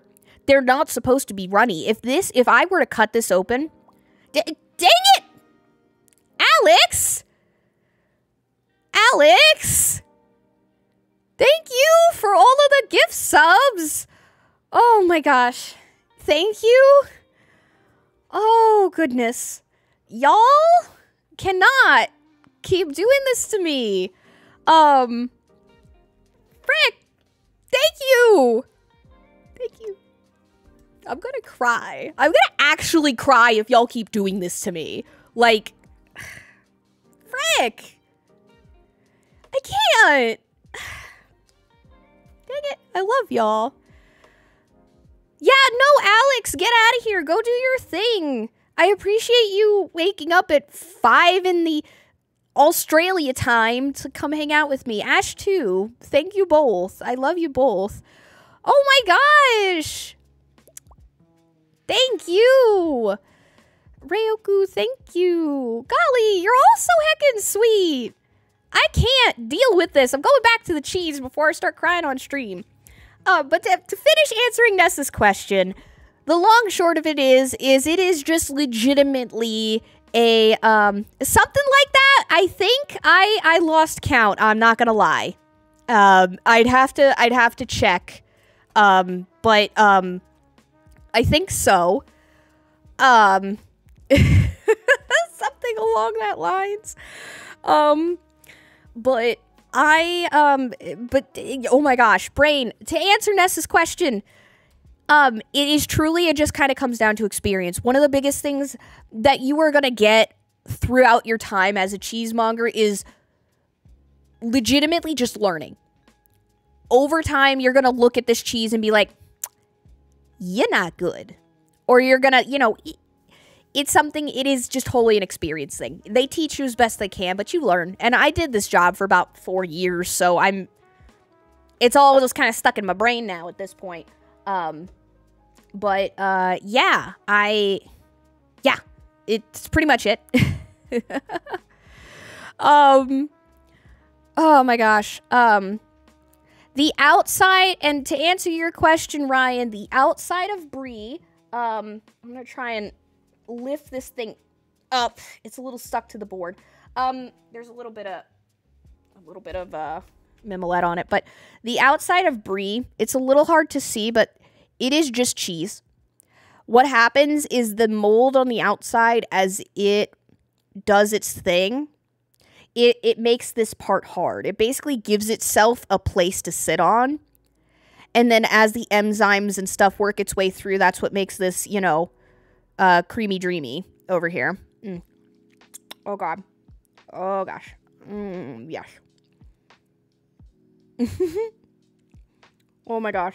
Nope. I'm going to dig into this. Hold on. God, this stuff's so good. But, yeah. So, actually, Nessa, for your notes, you see how this Brie, how the rind is, like, right on the cheese itself? How there's no division here? It's just connected directly. One way you can tell a Brie is bad is if this rind is peeling off or has gaps. Like, literally, I don't have an example, but you can, like, holes will form between the rind and the cheese itself. And when you see those holes, like, kind of like right here, if this is just open and you can just see through it, that's a bad Brie. That means that it's, oh, yeah, no. It just, legit, just here, just, here. This is, look, it's just the, actually, my camera's bad for that. This is just the mold part. Just the mold part. It's completely edible. It's actually debatably some of the best part of a Brie, because that's where the flavor of the Brie is going to be the most intense. Is where the rind meets the cheese on the inside. Oh, I was trying to palate cleanse. No, Brie crust is delicious. Yeah, I agreed. Most of them are, in fact, going to have an edible crust, so it works out pretty well. Now, no, this isn't going to be a weekly thing, but on my Buy Me a Coffee page, I post a text document weekly of cheeses, and I call it the weekly cheesing. And for example, my most recent one was a post on Pecorino Romano, which let me view post. And every week I try to pick a cheese. And now, to be clear, you do not have to be a supporter to access these. These are just completely free. It just happens that this is it's a blog format, essentially. It's a place where I can do that. But every week I try to do a short write-up on just a random cheese, just for funsies. It's nothing fancy or anything crazy. Most of them are just a couple of paragraphs, because honestly, I'm not a very good writer, but I like to talk about stuff. And if someone finds it interesting, then, yeah, it's a win for me. Now, y'all, it is time for one of my favorite combinations of cheese, and I think y'all are going to get a hoot out of this one. So, as I might have mentioned, we've got Gruyere here. Gruyere is an interesting cheese that the wheels are bigger than my torso. To be clear, they are about 3 or 4 foot long, like across. They're huge. They've got this weird brown stuff on the outside. It's like wax or something. I forget what it is, honestly, but I don't care about that. What I care about is this cheese. This is a melting cheese. In most cases, it is straight up, that is the family of cheese that this is melting cheese. It is specifically made that it's different from Gouda because even though it has a rind, it's specifically melted 3 or 4 times over. It is melted a lot. So this cheese is very dense. Like, I'm squeezing it pretty hard, and it's not even cracking. Yeah, cheese wheel hula hoop, basically. But it is incredibly flavorful. It has an amazing tang to it. This is probably one of my favorite cheeses. You can melt it. You can eat it straight. There's so many uses for it. But here's where I tend to trip people up. My favorite pairing with this is pickles, specifically the cornichon. These are very particular pickles. They're specifically baby sour gherkins that are made in a very specific way. And it is probably one of my weirder cheese pairings, but it is, I'm not gonna lie, it's one of my favorites. So I'm just gonna get this prepped over here real quick. So yeah, got my cornichon right here. Bam! You want a good little appetizer? That's your sucker right there. There you go. This is, and that, yeah, see, for you, that makes sense, but for us over here in America, they have so many different kinds of pickles. And cornichons are very specific. Very specific. But this is my favorite pairing.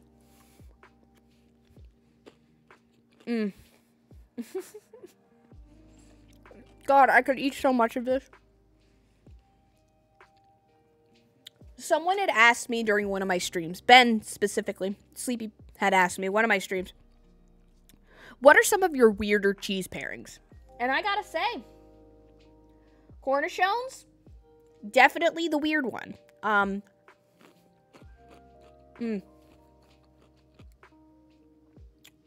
They have a very distinct taste.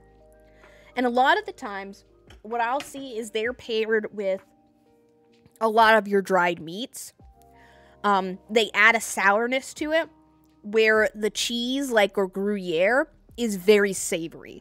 So it's a sour savory kind of deal. And then the meat adds to that, especially red meats. But it is, back whenever I did this job, that was always one of the funnest ones we would do. Would be like, oh, you want to try some cheese? How about try it with a pickle? And people were like, a pickle? That's disgusting. And then I'd be like, try it. And we'd be like, ugh, sure. And then they'd try it. And then they're like, wow, this is amazing. And it, like, basically, it'd just straight up be one of the, one of these. Guaranteed. I'm already eating this all night.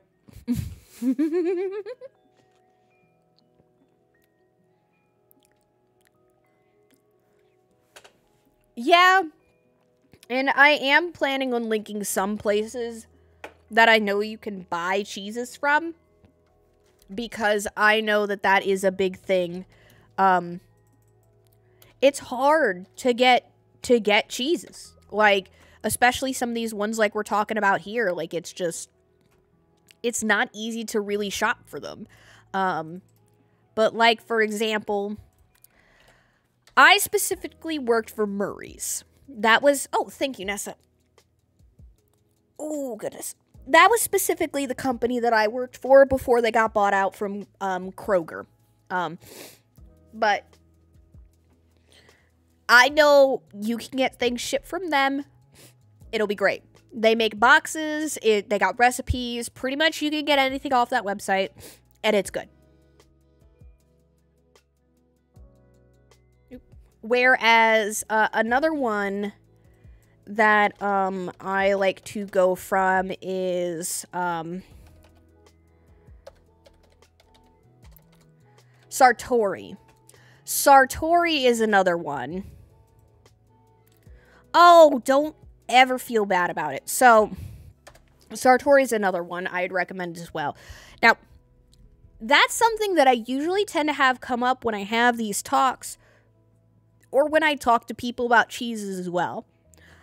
Frankly speaking, American sliced cheese is a cheese product. It's not cheese.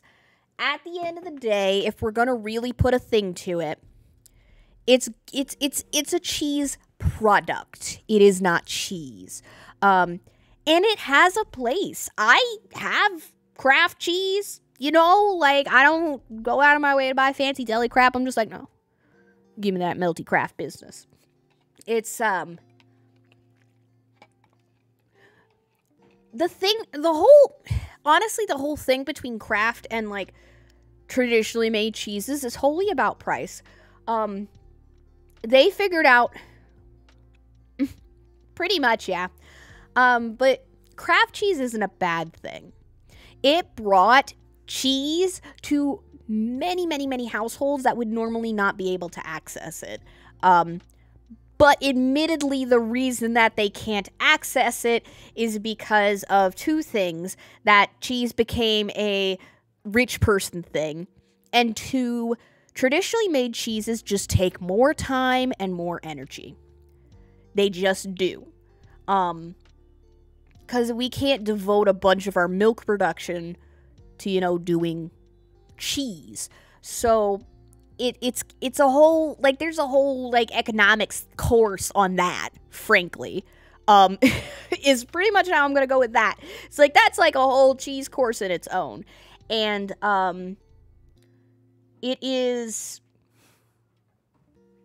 it's an unfortunate truth, is where it comes down to. Kraft has its place. I'm glad it exists because it's a good thing for a lot of households. Correct. Yeah. Cheese economics. Oh, yeah. Now I kind of I want a good provolone. I want a good provolone on, ham. And yes, Lancifer, I am in fact saying that the rich took something and made it inaccessible for the common folks. Yep. Capitalism, baby. Or something, I don't know.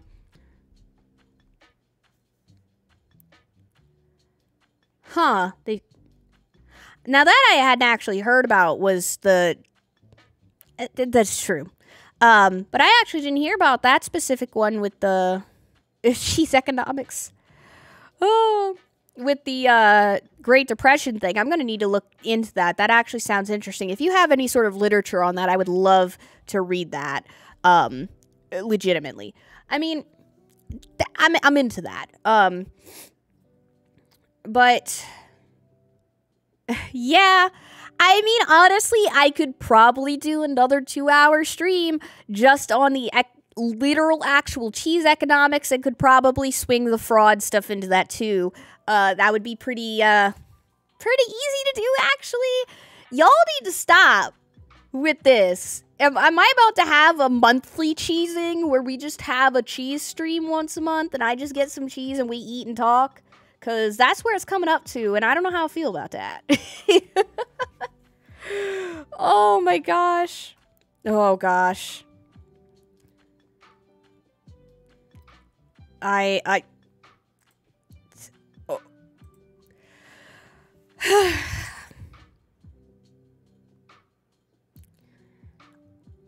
I mean, I am eating all of this cheese. There's no doubt about that. I'm not going to do it on stream, though, probably because I don't want to make myself stick. But yeah, okay. I mean, if y'all are into it, I'm not against doing it. Look, I'm just gonna be straight with y'all. I did not realize the interest was so high, is pretty much where I'm at. Don't get me wrong, I'm more than happy to do this. Like, that's a no-brainer. I just, wasn't expecting it, I guess. I very much enjoy doing this. I love doing this job back. I loved, you know, talking cheese with people. Oh my gosh, cat, please. Oh, goodness. Because, like, I mean, I could literally do streams on French cheeses. Oh, yeah, you have a good rest of your night. Thank you. Thank you for coming and hanging. I'm glad you enjoyed yourself. I guess that's true. But, like, I could go in about, like, European cheeses. I could go in about American cheeses. I actually really like talking about American cheeses. Just because I really respect a lot of the farmers, who make that. Like, it's really hard to do this in the US. Really hard. For a lot of reasons. Specifically, you need money. Which, who the frick has that in this economy? Am I right? But... because we don't have, pasteurization laws is a fun one, McBiohazard. Ooh, that's a good one. That I'm saving that one for the, I'm saving that one for the laws, but I have multiple feelings about pasteurization laws. Multiple feelings. I have words I could share. But the long short of it is, whoo, yes. That's my answer to your question, is yes. Oh, but, like with American cheeses, I find them particularly interesting because they never specifically had a lot of the traditionally made stuff like Parmigiano Reggiano or Mimolette or any of my Goudas, you know? Like, they never got that buildup, so they are not...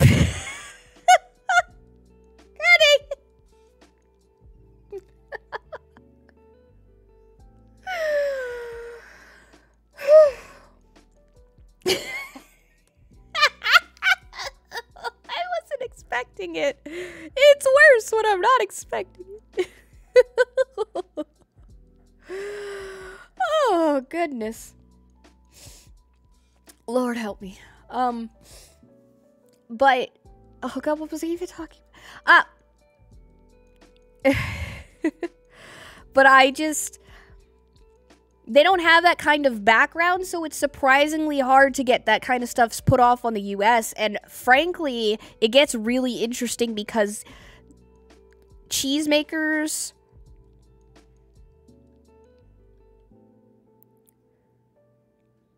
Yeah, pretty much.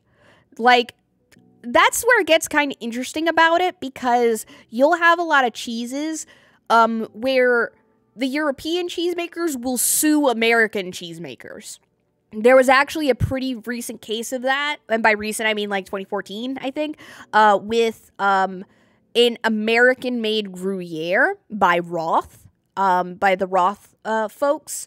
They ended up getting sued, and they had to change the name of it because they couldn't call it Gruyere. Even though it was actually made pretty much the same way, but they got sued hard and had to change the name. So a lot of times when a company gets sued like that, they don't continue because a lot of the times they're smaller companies and they can't fight literally. Because the thing is that a lot of your cheeses, like traditional, like Parmigiano Reggiano kind of thing, they're backed by the the UN, by the United Nations. Like, I cannot stress enough how serious it is. Like, they have the United Nations at their back. If someone says, if a case happens, you're gonna lose. 9 times out of 10, like, you're not gonna win that crap. So, it gets really scary. Honestly, it gets legitimately kind of scary with that stuff. So, just saying, the cheese law stream, it is serious biz. Also, I love how we're already at halfway for the next cheese stream, and I haven't even, like... We're gonna have a cheese law stream. I set it for 30 days, and y'all already got it to halfway. It's at 47%, so... It's gonna happen. yeah, well, apparently that's the community challenge it's you're already halfway there, so I'm going to assume that's going to happen. And I probably won't have quite as much cheese as they did today if I do another cheese stream, just because this is a lot of cheese for one person to eat. And I feel bad wasting the beautiful handiwork of these farmers.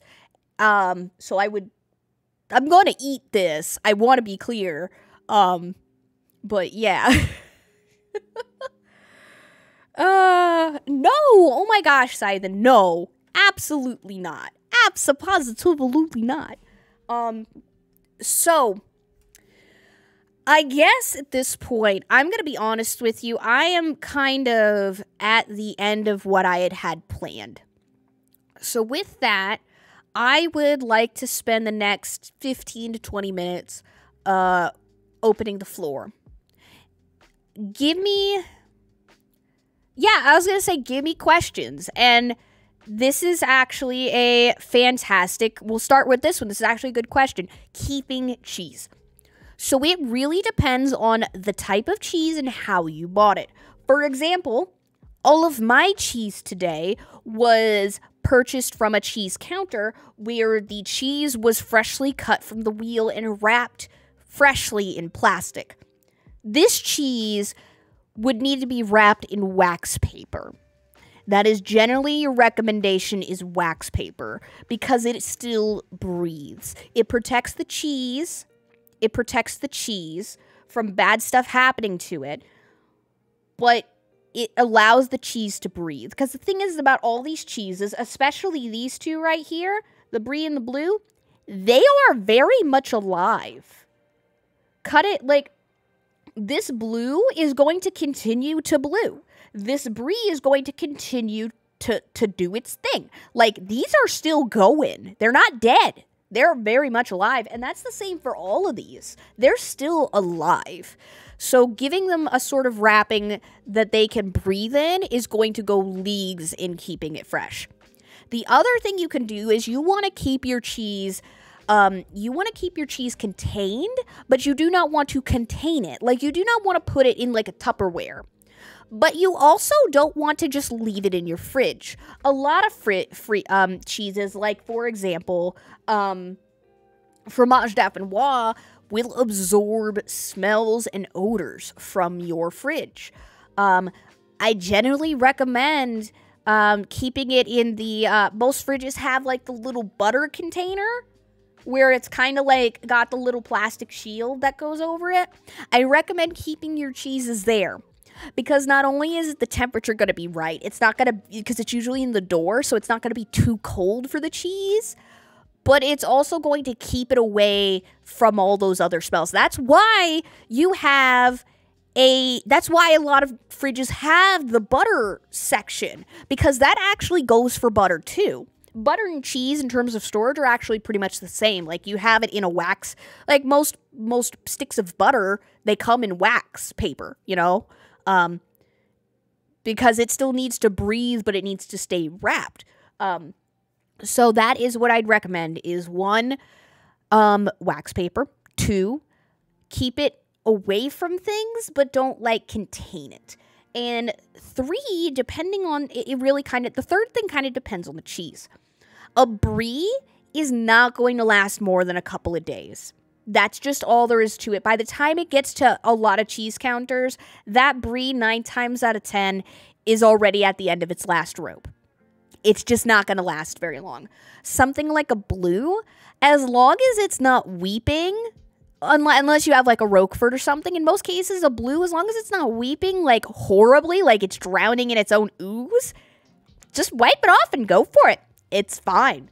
Anything that's 6 months or older in most cases, as long as it's in wax paper, I mean, you're going to get at least 2 weeks out of them.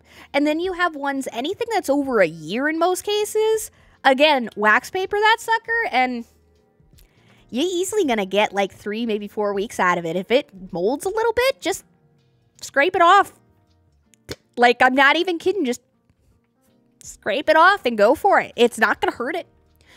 In most cases, what's growing on it is usually just a penicillin of some sort. So it's like, it's not gonna hurt you, most cases. But yes, that is generally your go-tos for cheese.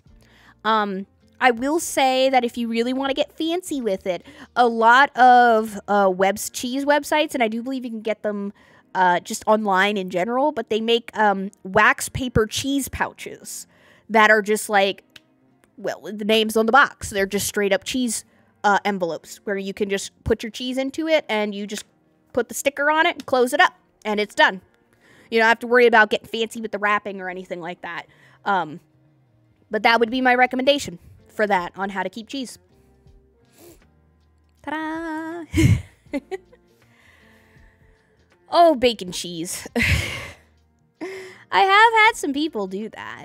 I actually will say if you take a jalapeno and you gut it out, and you take a sliver of cheese, wrap it in bacon, and then put that sliver of cheese wrapped in bacon inside of a jalapeno and bake it, it's pretty boss, gonna be honest with you. You can also do that with peppers. Oh my gosh.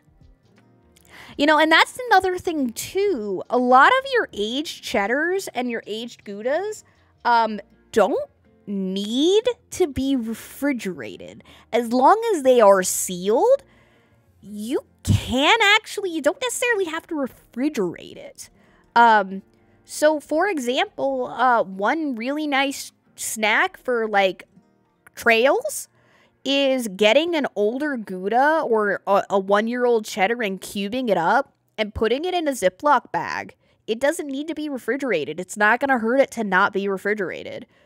You can just put it in a bag and take it with you. It doesn't have to stay cold. That's all there is to it. The thing is, a lot of people think because of Kraft and shredded cheese and a lot of that, you have to keep a cheese cold, but that's not actually the trick. You'd be surprised how often times you can just leave this crap out and it's fine. I mean, for goodness sakes, in most cases, most cheeses, like I mentioned at the beginning of the stream, are best at room temperature. So I highly definitely say, like, it's cheeses, like, I mean, like I was saying, like, I think I brought it up with, like, Romans, like, they used to march with cheese, like, frick. There's, I would also look into, if you're curious about horse cheese, for example. Not that it's made from horse milk. There are horse milk cheeses. They're okay. Not gonna lie. They're all right. But, like, they were in teardrop shapes, right? And they'd be tied with ropes, and they'd literally just tie that to the side of their horse saddle and just go with it. And if they wanted some cheese, they'd just take a chisel, take a little bit off of it, and go. Like, and that would just be tied up next to your horse. Yeah, I mean, a lot of your washed rind cheeses, like, my brain just totally left my brain for a moment. Frick. My brain just decided to just forget everything. Oh yeah, Epausis. I don't know how to say it right, to be honest, but Epausis, or French raclette, for example, they're considered washed rind cheeses. They were literally made in most cases, they're usually made by monks or travelers or something like that, just to have something on the road. And you could take fresh milk, frickin' rinse that thing. You get 2 weeks to make that thing, and it'll last you for about a month. Easy. So, you know, it's pretty good. It's pretty frickin' good. But it's definitely one of those things I very much appreciate about, cheeses, is that a lot of people, when they learn that you can really frickin', when you learn how long they can last, it tends to come as a surprise to people, of just like, wait, what do you mean?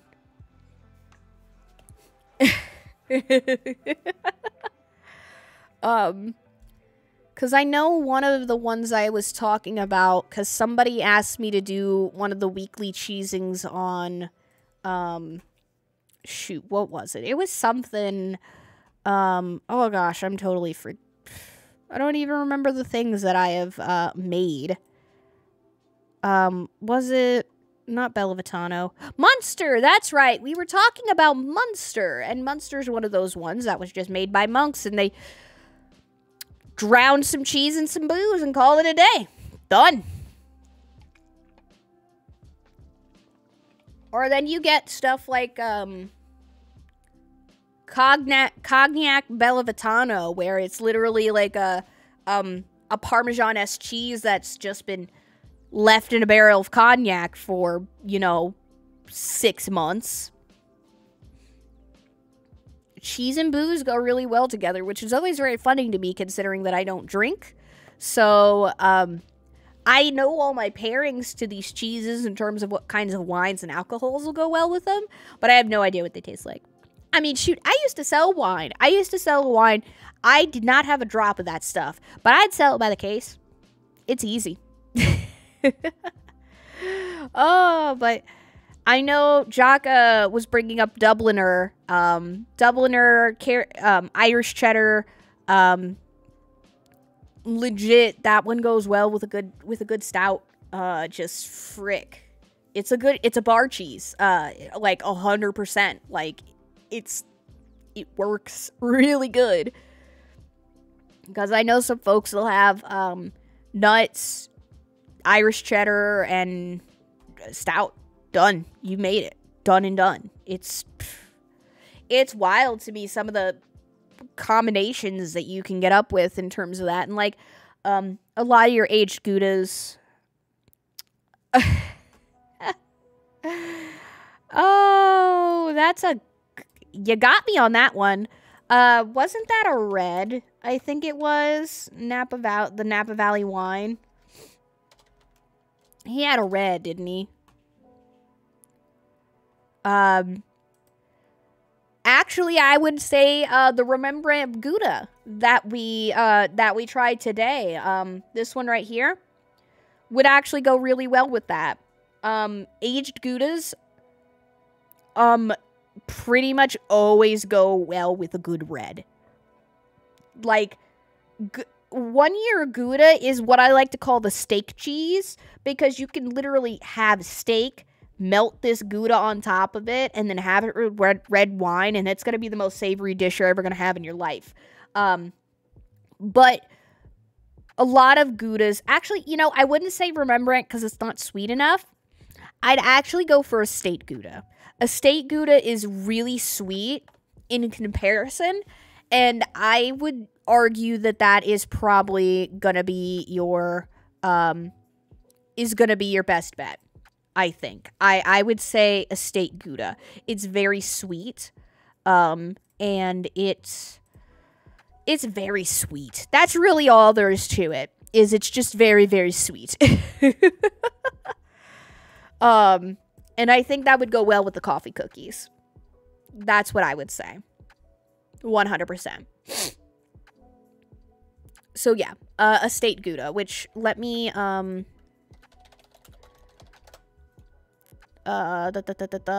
me get you a link for that.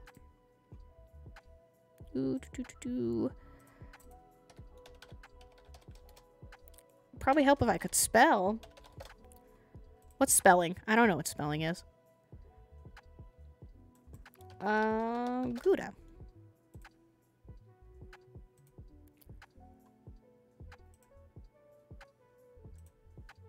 Did I? Oh, there it is. There it is. View post. This one right here. I think that would be the best bet. This cheese is made specifically with clover. So by meaning made with clover, I mean that the cows are fed almost exclusively clover for their diet. I mean, obviously, they're given other stuff because they got to have a well-rounded diet, yada, yada, yada. But the majority of what they eat is clover, and it makes their milk a lot sweeter than your average cow's milk. So it in turn makes the cheese very sweet. Which, God, that's going to be number 6 right there. That's number 6. I'm just realizing now that's going to be number 6 is, it's still healthy for the cows. It's just, clover's still grass and it still has proper nutrients for them. It's just, clover is a lot harder to grow than, say, hay or some other stuff. They get a mix in most cases where it's like, I think it's like 60% clover and then like 40% additional stuff like vitamins and stuff like that. Like they're getting a proper diet, but instead of mostly, say, like being fed alfalfa or being fed mostly hay, they're fed mostly clover. So it's, trust me, these cows are in the Netherlands. If you want well-treated cows, you go to the Netherlands. They're treated like gods in the Netherlands. It is one of the biggest things about cheese is that your milk makes your cheese 120%. If you have a cheese and it tastes like crap, 9 times out of 10, it's because those cows are not happy. Or those goats, or those sheep, or buffalo, horse, whatever cheese you might be getting that from. A good product comes from a good, happy animal. And a well-treated animal. Because the thing is that the proteins, a lot of the proteins and the fat content of the milk is where the flavor comes from. So if you have a cow that's not given a good enough diet where they have enough nutrition and, fat to put into their milk, then you're going to have a weak cheese. It's not going to be very good. Because that content, you can taste the happiness. Like when it comes to milk production, that is a literal term. You can tell an animal has been treated really well by the quality of the cheese. Because if they're fed a proper diet, that fat content, that what they ate is going to come through. Much like an estate Gouda is a really good example of that because clover is a sweet grass, so it makes the milk sweet at the end of the day. And yes, I did in fact say horse cheese. I've had horse cheese. It's a bit gamey. It's not bad though. But yeah, mare cheese is it's a thing. I mean, hey, I know that was a big cowboy thing because they'd have they'd have their horses and frick, you got a mare that's got milk. I mean, you might as well use it. But horse milk cheese, it's a thing and it's pretty good. That also tends to go into like your buffalo milk cheese. I don't know who in their right mind would go through the trouble of milking a buffalo, but apparently we do. Often. Very often. And buffaloes are always particularly interesting because they don't have lactose in their milk. So it's, if you ever have a lactose intolerant friend, I think I've said this before, but buffalo's milk cheese. It doesn't have any lactose in it. Buffalo's milk's kind of interesting because it's kind of got the same kind of tang as a goat cheese, but not quite to the extent. It's got like a mild tang to it, but yeah, it makes for really good mozzarella. And if you want to have your friend have a good night, you can have buffalo's milk cheese. Though I will say it is very expensive because, it's kind of coming from buffaloes. Generally, a pound of it is about $8 to $10, pretty easily. So, unfortunately, I can't say I can recommend it on a daily basis, but if you want to treat your lactose intolerant friend to a good time, then you can go for a mozzarella, buffalo's milk mozzarella. I've made stuffed shells with them before, and it was pretty good. Just because I wanted to, because I wanted to see how the tang would play out. But it was really, really good. Yep. and it is. I haven't used it very much because of the cost. But I know personally, and I did spend my own money to do this. I did make stuffed shells with it, and it was just amazing. Loved it. It was bliss. So highly recommend that. But okay. You know, honest to goodness though, if y'all do not have any other particular burning questions for me, I actually am probably gonna go ahead and start wrapping this up. Cause my brain's going. My brain's kind of going, so I'm kind of hitting my, these streams are a lot harder than playing video games. This is my very first just chatting stream. I've never done one before. Oh yes, bring it on, Cecil. What do you got? But I've never done one before, so it's kind of been an interesting change. I guess. But I definitely would like to do this again in the future, I think. I think it would be really fun. Cheese is good. You are correct, Cecil. Cheese is good. Cheese is very good. You're very good. You're all very good for that matter. And so with that then, the heck are one of the cats doing? Whatever. Yeah, you're heckin' good. But legitimately, I appreciate all of you for coming out today. Like, holy smokes, I wasn't expecting it. But thank you. Just truly thank you all for coming out. This is definitely something I'm gonna probably end up doing in the future, because y'all are already halfway through the community challenge for the next one. Oops. So just thank you all for coming out today. I hope you all have a wonderful, wonderful rest of your afternoon. Again, I implore you, if you are not already there, please feel free to join the Discord. I have a food and recipes section. You feel free to post all the cheese questions you want. Tag me. I will be more than happy to do it. But it's just, frick yeah. Like, get in there. Let's have a dang good time. But just thank you. Thank you all for the hype train. Like, oops, we had a hype train. There goes my goal for the month. Thank you for that. And just thank you all for coming out. Have a wonderful, wonderful day. I do hope that you treat yourself to some lovely cheeses here soon. Just, gosh, thanks. That's it. That's all I got is just, gosh, thanks, golly gee willikers. Heck. Thank you all.